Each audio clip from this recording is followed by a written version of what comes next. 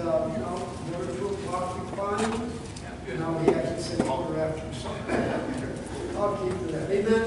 We don't need that long. But I want to share a question with you. What is a missions-minded church? What is a missions-minded church? I believe we have one here.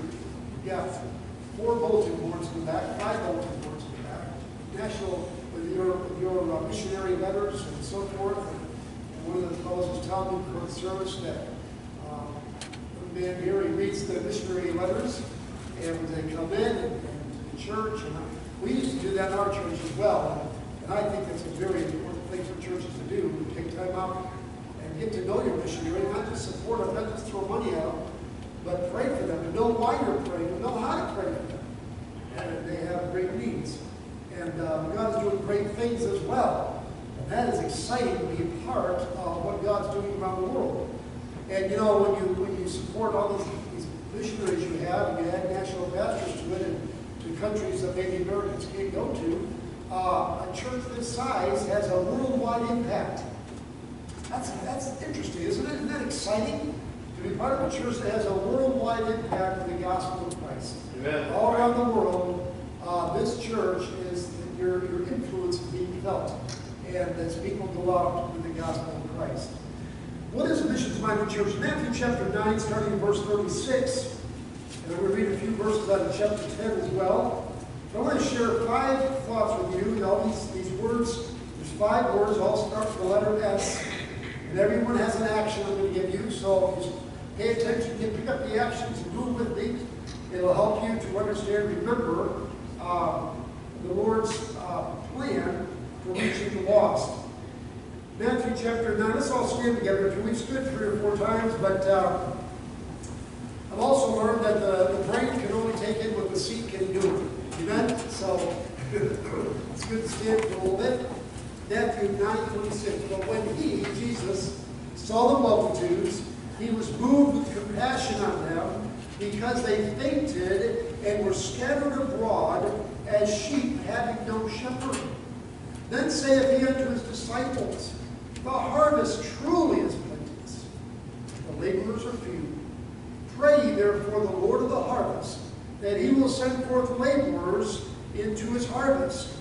Chapter 10, verse 1. And when he had called unto him his 12 disciples, he gave them power against unclean spirits to cast them out, to heal all manner of sickness and all manner of disease. Then he names the 12 in the next 3 verses. In verse 5 it says, these 12 Jesus sent forth. Father, we pray your blessing now upon the reading and preaching of your word. In Jesus' name, amen. Thank you. May be seated.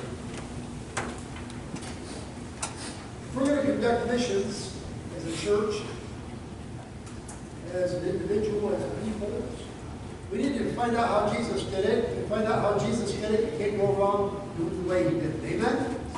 After all, he's the one that came to die for the sins of the world to start with. The first thing we see here in verse 36 is when he saw the multitudes, that he was moved with compassion on them. The first thing we need to be, we're going to be a missions-minded church, and if you look up here real quick, I'll give you the action that goes with it. We need to be a seeing church. A seeing church. Just put your fingers up here like this and just go like this. A seeing church. Okay? Don't knock your glasses off your face or something. But a seeing church. Well, we need to see what Jesus saw. Who did Jesus see? Well, he saw Jews everywhere. He saw people that were without a shepherd for the most part, although they should have had a shepherd. The Jews of Jesus' day should have had many shepherds. They're called Pharisees. They're called Sadducees. They're called priests. And yet all these so-called leaders that the people should have had to look up to, that they could go to and say, what is the truth? And they would take them to the scriptures and say, thus saith the Lord. There were people doing that day. Jesus was almost the lone voice of truth. He and John the Baptist out there, the lone voices of truth, giving out the word of God and giving people direction. And people followed Jesus in masses. Why? Because he knew what he believed. He knew the truth. He spoke the truth, they believed it, and they accepted it.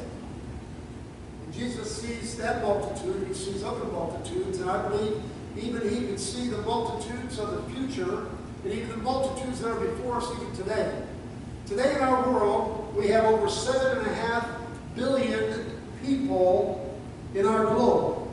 In the day of Jesus, when he spoke these words, they figured there were about 300 million people on the face of the earth. That's way up quite a bit.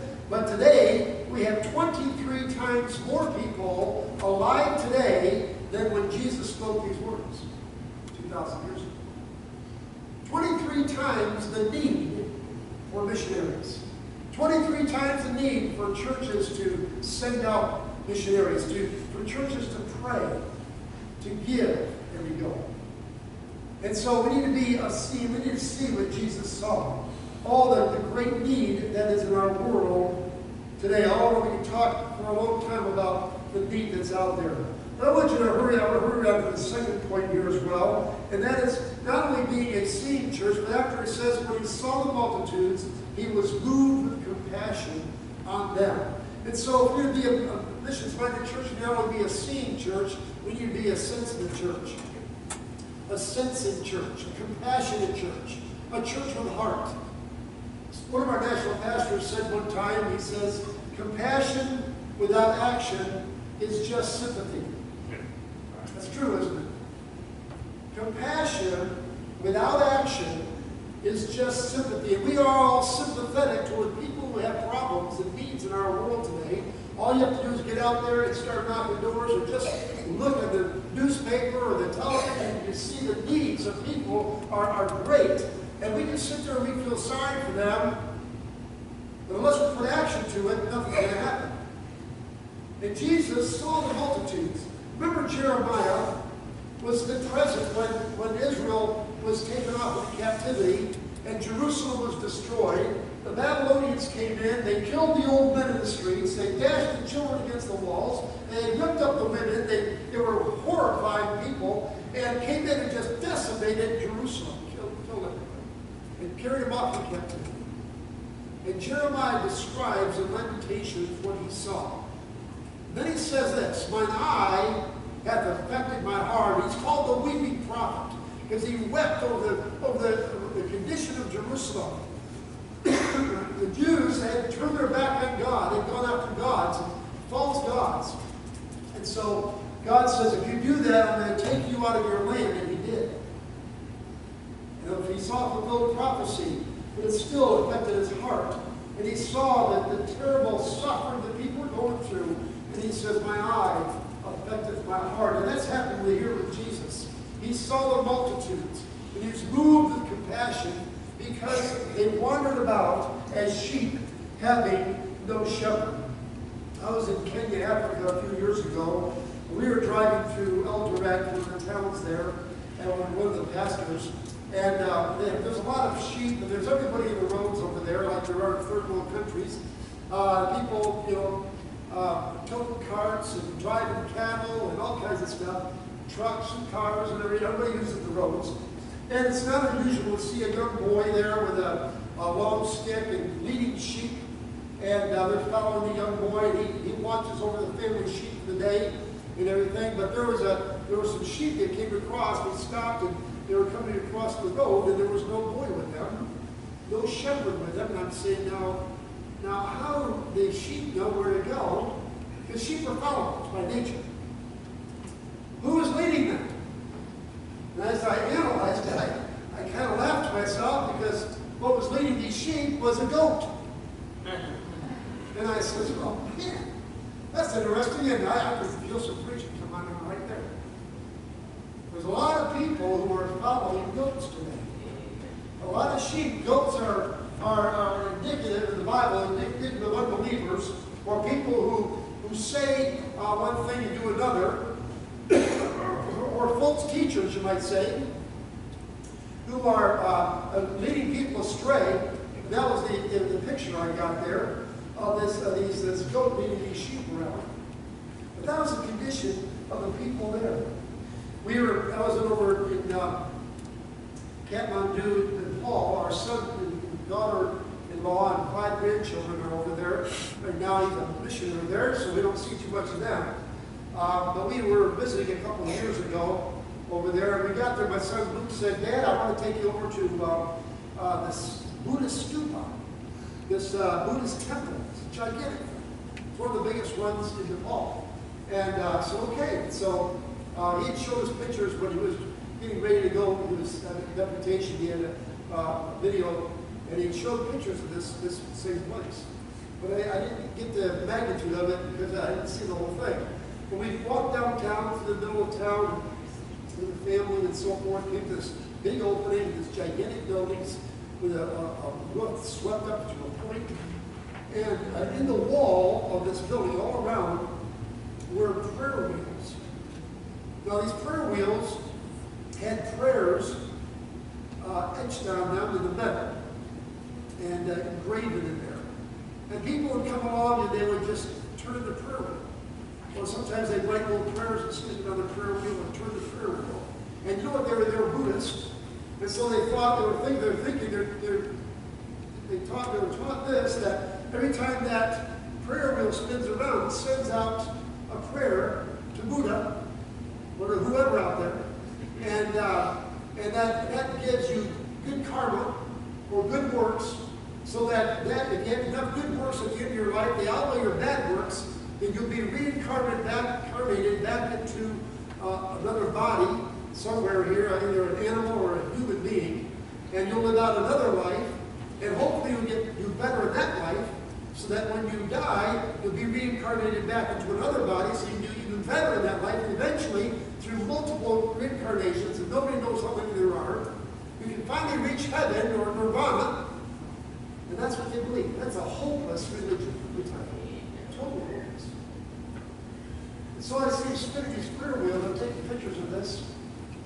And then in the front, the opening area, was a Buddha sitting there, made out of metal. People were coming, and the ladies were bringing little scarves and putting it around his neck. People were bringing little plates of food and placing it at his feet, as if this idol could eat anything.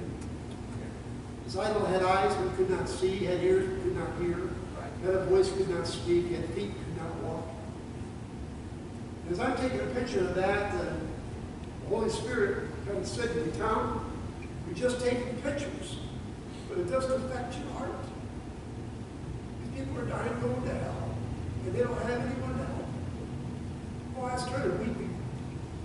And I started quoting verses from Psalms where it talks about these idols. And the Bible goes on to say, after it describes the idols, it says, "They that serve them are like unto them." Those who serve false gods are like their gods. They're dead. They're dead in their trespasses and sins. They're hopeless. They're helpless. They can't do it for themselves. Let me tell you something. If you can carry your God can't carry you. That's right. If you have to feed your God can't feed you. Right. If you have to do for your God cannot do for you. But I've got a God in heaven that watches over me and takes care of me every single day. Praise God. And He saved my soul and gives me a reason to live. And oh, how we need to have a compassionate heart toward those who do not know the Lord, who are wandering about, looking for some direction in their life, following goats in their lives, and false teachers. People who tell them what they want to hear instead of what they need to hear.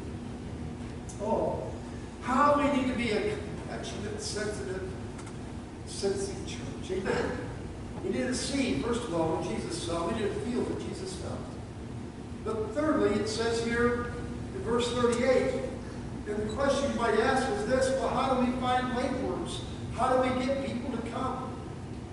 Maybe the preacher needs to get up and just give a red-hot message to the young people and say, you need to get down here, you need to surrender to be a missionary. Come on, kids, get down and surrender to be a missionary.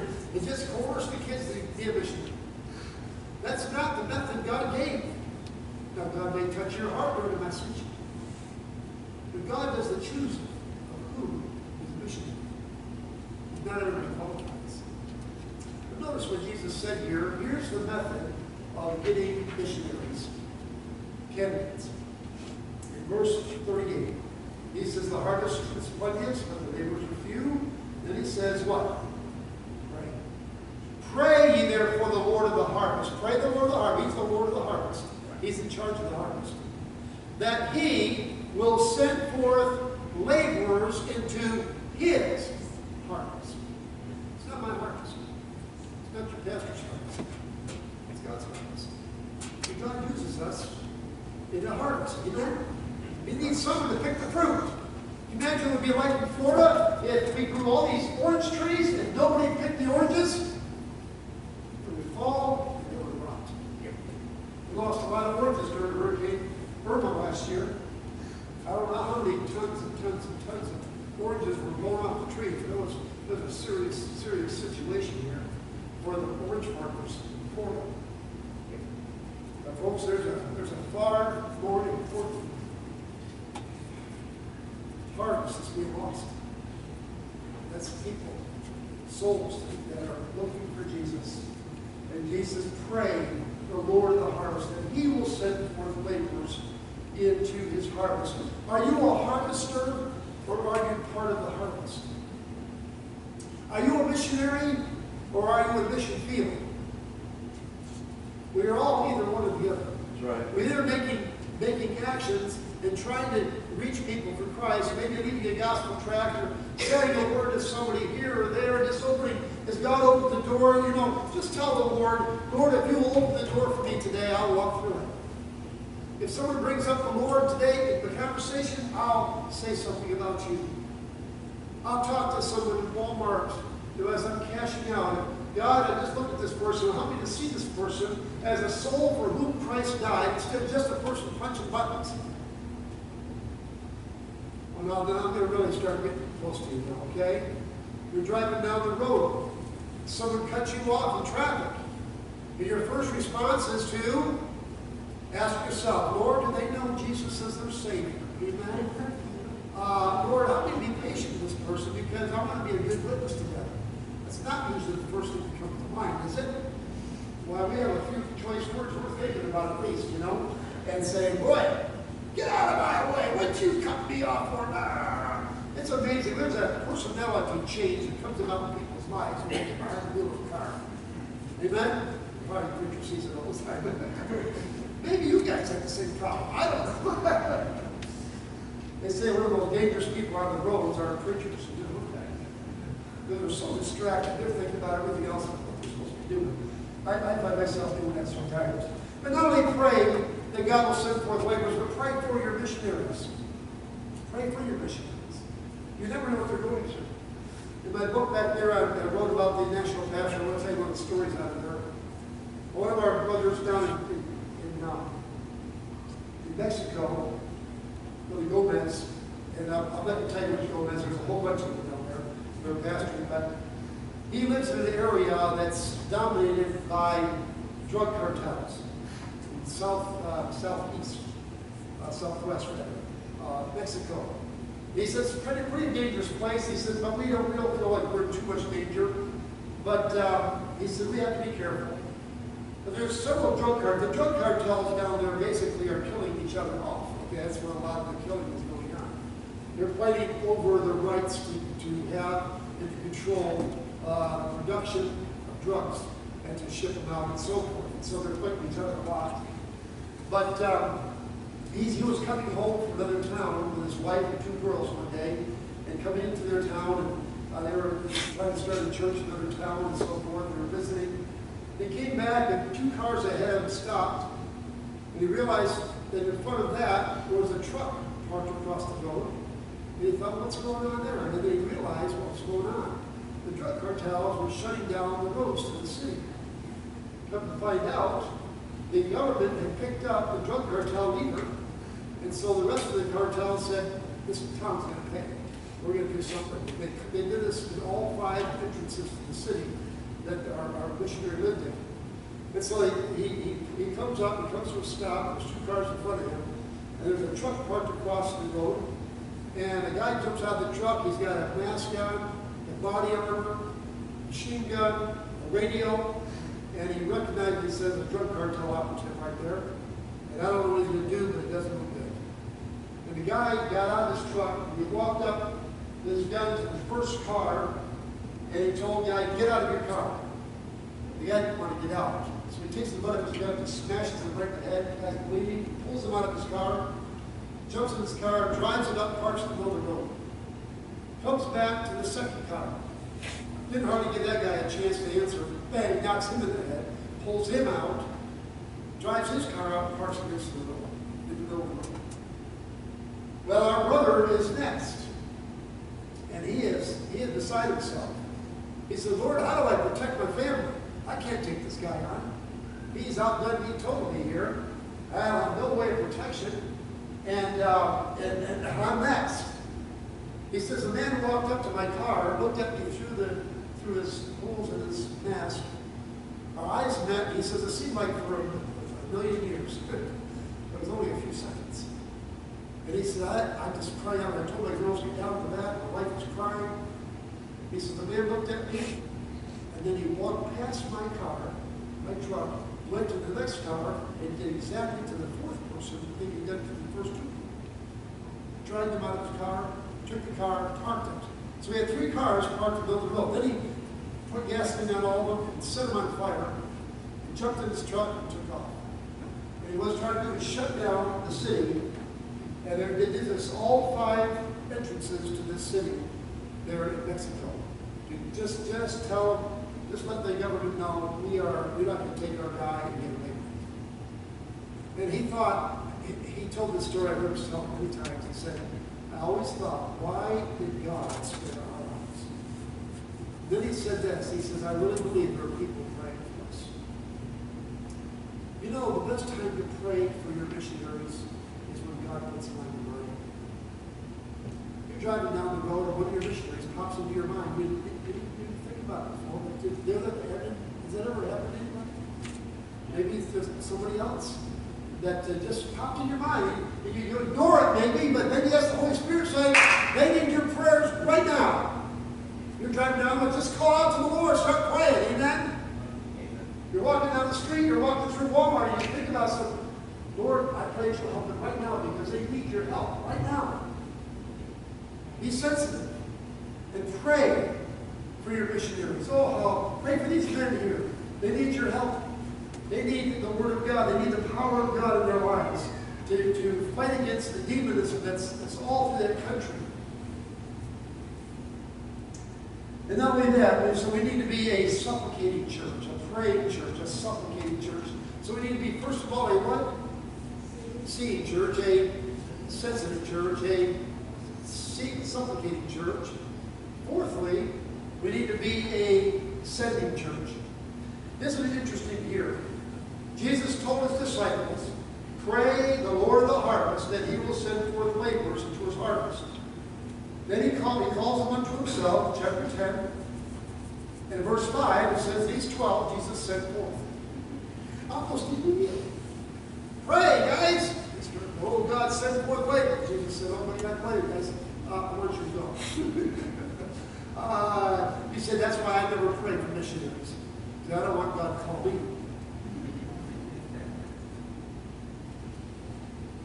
Well, I'll tell you what.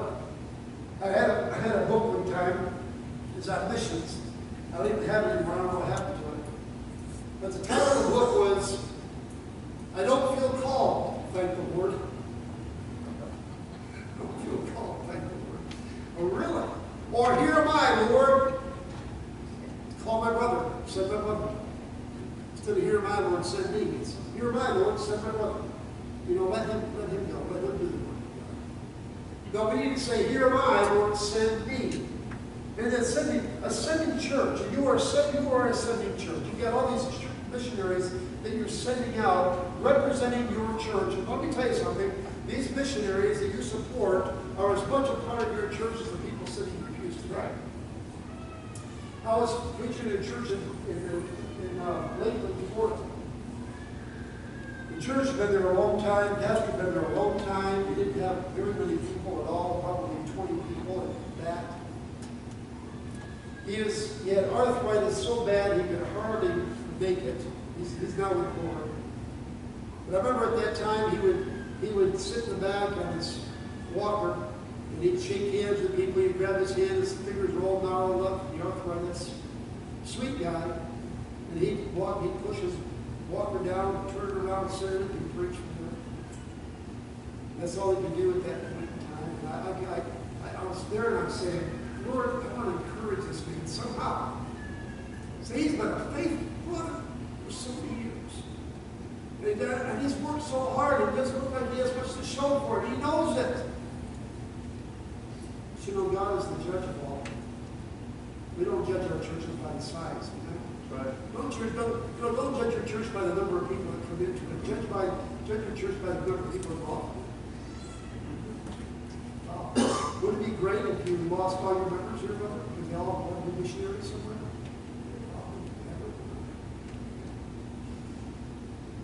So, I'm preaching away, and this thought in my mind, I've got to encourage this guy somehow. And I knew this little church supported a lot of missionaries. They would support national pastors from Health Ministries for many years. And you walk in there, they have this plastered everywhere, prayer cards. And so, and on the back of their bulletin, they have all their missionaries listed. And so I said, can someone tell me how many missionaries this church supports? Now they have two groups in the back. They have one group they support that actually the other group they just pray for, because they don't have the money to help support them. But they still support them in prayer. And so they're all listed there. And there was a lady in the back, about 75 years old, and she turned her thing over, and she starts yelling out, 1, 2, 3, 4, 5. I said, whoa, this is interesting. And she gets down to 20, 21, 22, 23, 20. Everything's counted. She's counting. 25, 26, she's down to 30. She keeps going. 31, 32, she gets to 40. 41, she gets to 45, she stops. This church supports 45 missionaries. And I'm saying to myself, where does the money come from? And they had a little boy that died in their church. And so they had a memorial over here for him. And they had a lighthouse. And they put money in the lighthouse every week. People would remember this young boy, the old boy who died of cancer or something. And they said there were $300 a month for Health Ministries just for Bibles. And that boy's memory. I don't know where the money comes from. But God gives it to him. And I told him this, I said, I want you to imagine for a moment all your missionaries coming home to visit you, because they're much a part of this church as you are. You're supporting them. They're a part of your church. And so I said, suppose they all came, I said, you couldn't have room in the building. They'd have the whole place right on. We'd set up chairs everywhere. And that's your ministry. That's what you got, preacher. You got a church full of people all over the world serving God. Right? You know what? He got happy. He got encouraged. That's what we need to think about it. And sometimes we preachers, I've pastored for many years, and I know how preachers think because I are one. Amen? And the attendance is down to make you feel a little down, right? And so-and-so said they were coming, and they didn't come. And this guy, I led him to the Lord, and he never showed up. I baptized that guy, and I haven't seen him since. And you just feel like, I worked so hard, and it's not happening. But it is around the world, folks, because you've got that missions program going on. That's what you're part of your work, as your Christian school, as your deacon board, as everybody else that's here. And let's be a sending church. Be a sending church. Encourage yourselves in the Lord. And God provides for His people. Then finally, it's a supporting church. It's a supporting church. So in a sending church, where first of all, we need to be a what? A seeing church. We need to be a sensitive church, compassionate church. We need to be a supplicating church. We need to be a sending church. And we need to be a supporting church. Amen? It's fun taking out missionaries and sending them out. It's not so much fun paying for them every week and every month. It kind of gets old after a while. But you know what? Don't even think about it. When you put down how much you're going to give to missions a month, just stay with it. Every week, stay with it. Just take it out of your check first thing. Why can I do that? We get a check. Tithe of missions comes right out the top. Amen. We don't even think about it. It doesn't even, before the bills are paid, before the food's paid for, that is already taken care of. And you know what? You can look at me and see I haven't missed a whole lot of meals. And if I have, it's because I chose to, not because I had to. Amen? God is good to us. Amen? The bills are paid. We got a new house now. It's all done over again. We have to play the insurance companies get some money, but nonetheless, we finally got it done. And God is so good, and God's in control. And all the way through, I saw the Lord saving us money in this project. Let's get this house back. And I kept thinking, you know, God saved us $1,000 here. He gave us a lawyer that didn't charge us a penny for all his work for us. He did, like this insurance company, a Christian lawyer. I said, praise God for that. That was thousands of dollars right there. Because after I did the paperwork, I realized the lawyers get 1/3 of everything you get. You get $1 million, they get $300,000. It's not too bad anymore. But this guy, he says, I'm going to gratis. I'm going to charge you, preacher. I know you serve the Lord. And he went back for us and did the job. We didn't get a lot of money, but we had enough to take care of the problem. And got our house back where it should be. And I said, you know, it could have cost us a whole lot more than we had to. I believe God takes care of those who take care of his work. Amen. Right. Let's talk about this. Don't ever begrudge your missions giving. In fact, look forward to giving it. And just don't even think about it. Just pay it like you would your electric bill. Amen? And you know, Jesus told his disciples here, and I close these last few verses here, verse 7, verse 8, he told them to heal the sick, raise the lepers, cleanse the lepers, raise the dead, cast out devils. Freely you receive, freely give. Neither provide gold nor silver for your brass in your purses, nor scrip for your journey, neither two coats, neither shoes, nor yet stays, for the workman is worthy of his meat. He said, I don't want you to take any extra money with you. I don't want you to take any extra coats with you. Don't take an extra pair of shoes with you. Don't worry about where you're going to stay. I'll be provided for you as you go. And he sent out his 12, 2 by 2, in 6 different directions. And at the same time, he's providing for all of them, all their needs. You know, I think he's trying to teach them that when God calls you to do something for him, he will take care of you. Amen. Amen. He will take care of you. And he didn't do that every time for them. You say, well, if that's the way it all goes, then we should support any missionaries because God will take care of them. Well, if you go to Luke chapter 22, verse 35 to 38, Jesus says to his disciples, remember the first one that sent you out? He's talking about this. He said, yes. He said, did you lack anything? They said, he said, but now, that's the difference. But now, take a sword, take something, go out, buy a sword, and take this, and take that, and take this, and take that, and take what you want.